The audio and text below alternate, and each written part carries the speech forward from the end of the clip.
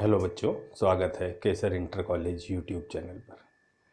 बच्चों, जो हम अपना पाठ पढ़ रहे हैं तत्वों का आवर्त वर्गीकरण, उसमें हमने तुम्हें जो मेंडलीफ की आवर्त सारणी बताई थी, मूल आवर्त सारणी, उसमें बेटा देखो कुछ दोष थे, तभी जो है उसमें संशोधन हुआ। इसमें कोई शक नहीं कि मेंडलीफ का ये पहला प्रयास था जो सफल रहा। ठीक है। और उन्होंने क्या कहा था कि जो हमारे तत्वों के भौतिक और रासायनिक गुण होते हैं वो परमाणु भारों के आवर्त फलन होते हैं, यही कहा था ना। लेकिन क्या हुआ कि कुछ ऐसी चीज़ें थी जिसको उनकी टेबल जो है एक्सप्लेन नहीं कर पाई, यानी उन चीज़ों की व्याख्या नहीं कर पाई जिन्हें हम मेंडलीफ की आवर्त सारणी का दोष के नाम से जानते हैं। और ये अक्सर जो है बोर्ड की परीक्षा में पूछा जाता है। इसलिए आज हम पढ़ रहे हैं मेंडलीफ की आवर्त सारणी के दोष। पहला क्या था? हाइड्रोजन का स्थान। हाइड्रोजन का कोई स्थान निश्चित नहीं है, इसमें 1A और 7A दोनों में रखा गया है। देखो, अगर तुम मेंडलीफ की आवर्त सारणी देखोगे तो ये देखोगे कि हाइड्रोजन को दो जगह पे रखा गया, 1A और 7A पे, जबकि हाइड्रोजन तो एक ही तत्व है, तो उसको दो जगह क्यों रखा गया? तो ये जो है इसका दोष था। दूसरा दोष था समस्थानिकों की स्थिति। समस्थानिकों को अलग अलग स्थान प्राप्त नहीं है, जबकि परमाणु भार भिन्न भिन्न है। देखो, समस्थानिक का मतलब होता है जिसका परमाणु क्रमांक समान हो और परमाणु भार भिन्न भिन्न हो। ठीक है। जैसे हाइड्रोजन के कितने होते हैं? 1s2 1h1 1h2 1h3, 3। Oxygen के कितने होते हैं? ऐसे ही ऑक्सीजन के 2 होते हैं। ऑक्सीजन का परमाणु भार कितना? 16 और 17 2 है। ठीक है। तो अलग अलग होने में भी उनको अलग अलग स्थानों पर ना रखकर एक ही स्थान पर रखा गया।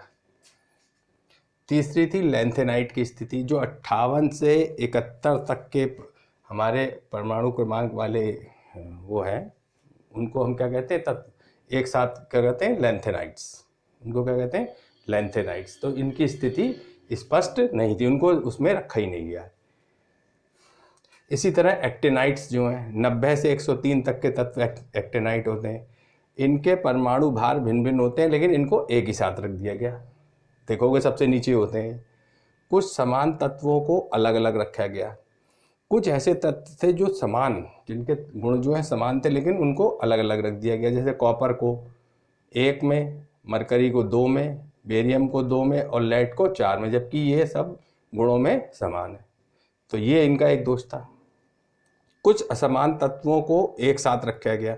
जैसे वर्ग 1 में अतिक्रिय जो हाईली एक्टिव थे, कौन सा? Lithium sodium potassium. बहुत कम क्रियाशील मुद्रा धातु कॉपर सिल्वर गोल्ड को एक साथ रखा गया। ठीक है। तो ये जो थी कुछ हमारी मेंडलीफ की आवर्त सारणी के दोष थे। ये क्वेश्चन आ जाता है। ठीक है। तो इसलिए मैंने ये आपको बता दिया। अब एक इसमें क्वेश्चन जो इसी में से निकलता है वो है मेंडलीफ की आवर्त सारणी में हाइड्रोजन की स्थिति की समीक्षा, क्योंकि उन्होंने दो जगह रखा था।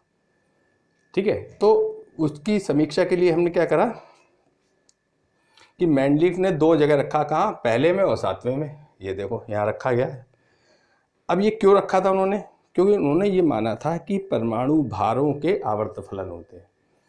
तो अब देखो अगर उन्होंने देखो तो क्या है इसका, अगर कॉन्फ़िगरेशन यानी कि परमाणु विन्यास करोगे तो क्या 1 है 1, लिथियम का 3 होता है तो 2 1, सोडियम का 11 होता है 2 8 1, और 19 पोटेशियम का 19 होता है तो 2 8 8 1।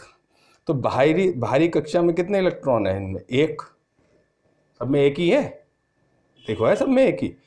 अब हाइड्रोजन जो होती है वो हैलोजन, ऑक्सीजन और सल्फर के साथ एक जैसे सूत्र वाले यौगिक बनाती है। देखो सीधे आखिर में एक ही है ना, आखिरी में तो एक ही को करेगी।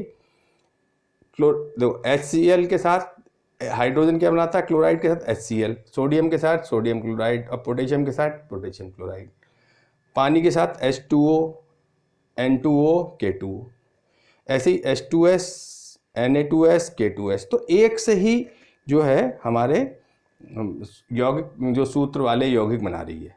तो इसका मतलब क्या होता है कि हाइड्रोजन जो है क्षार धातुओं के साथ भी कुछ गुण मिलते हैं और हैलोजन के साथ भी मिलते हैं, ठीक है। इसलिए उन्होंने जो है मैंडलीफ ने इसे दो जगह रख दिया, जबकि तत्व एक है। तो जब तत्व एक है और आप कह रहे हैं कि उनके परमाणु भारों के आवर्त फलन होते हैं, तो इसको अलग अलग रखना जो है उनके इस सारणी का सबसे बड़ा दोष था, ठीक है। उतार लो बेटे।